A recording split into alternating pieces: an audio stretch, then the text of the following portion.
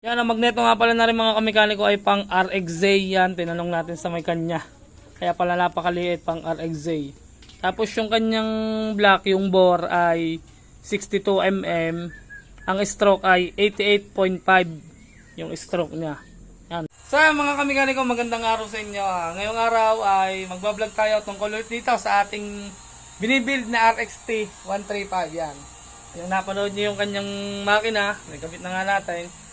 So may pakikita ulit ako sa inyo na hindi ko napakita sa inyo dati na yung magneto niya napakaliit mga kamekaniko. So pakikita ko sa inyo at tayo ngayong araw ay maggagawa ng wiring. Kakabit muna natin yung kanyang dashboard o yung milyahe niya na digital.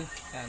Tapos yung kanyang Honeywell switch ay i-rewire natin o matingnan natin, hindi ko pa nababaklasan eh. So, pakita ko na lang ulit sa inyo yung unit na ginagawa natin. Ito nga yung RX10 na naka-water cooled. Yan. Ito sa inyo, mga kamekaniko.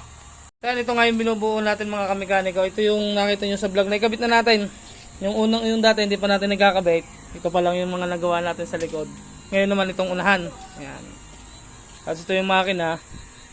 Ngayon ay paanda rin natin kung kaya ngayong magawa. Pero susubukan natin. Tapos, ari nga pala yung sinasabi ko sa inyo yung kanyang magneto. Yan, napakaliit mga kamekaniko. Ang liit ng magneto niya. Ang kapal pa nung kalang. Tapos ang carburetor niya 28mm nga pala na Japanese technology. Yan. Nagkabit na rin nga pala natin tong kanyang sprocket na 420. 415 pala. Hindi 420, 415. Yan. Kasi ito yung kakabit natin na dashboard sa kanya na bago. Yan. Kabit natin to. Na-check ko na rin yung wiring niya, okay na. Yung mga ano lang hindi gagana, yung mga indicator kasi wala siyang indicator. Yan. Sasabihin ko pa rin sa kanya. Yan, ang magneto nga pala na rin mga kamekaniko ay pang RXZ yan. Tinanong natin sa may kanya. Kaya pala napakaliit, pang RXZ. Tapos yung kanyang block, yung bore ay 62mm. Ang stroke ay 88.5 yung stroke niya. Yan, napakalakas daw nito mga kamekaniko, para daw kay Arto. Gusto ko na siyang paanda rin para madinig natin. O madinig nyo na rin mga kamekaniko kung ano magiging tunog ng garning makina. Yan. Ang ganda ng magneto niya. Tapos yan, update ko kayo mamaya mga kamekaniko. Tatanggalin ko lang yung kanyang dashboard. Dashboard tsaka are.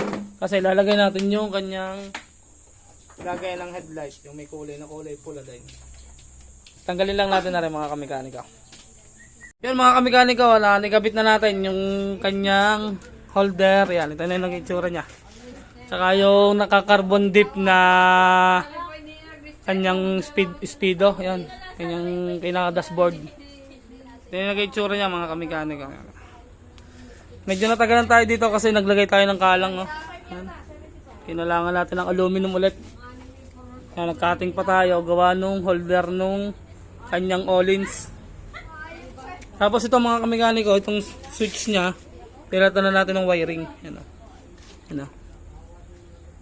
Itong kanyang Honeywell switch, pinalitan na natin.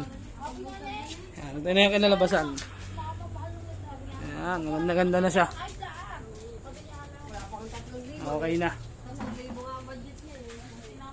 Medyo natagalan ako dito mga kamekaniko eh. Kasi kailangan magandang fit niya. Wala siyang kagalaw-galaw dapat. Yan o. Medyo natagalan na dito. Yan. Kaya hanggang dito na lang mga kamekaniko. Update ko ulit kayo dito sa ating ginagawa. At gagawa natin ng harness. Babaguhin natin yung harness niya. Update ko na lang ulit kayo mga kamekaniko. At ito ay aandar na panigurado. Yan. Medyo maselan lang ako mag-wiring kaya medyo natatagalan na. Mga placer niya palit. So hanggang dito na lang ulit ngayon mga kamekaniko dito sa vlog natin dito sa RXT. Yan. Abangan nyo. Peace out!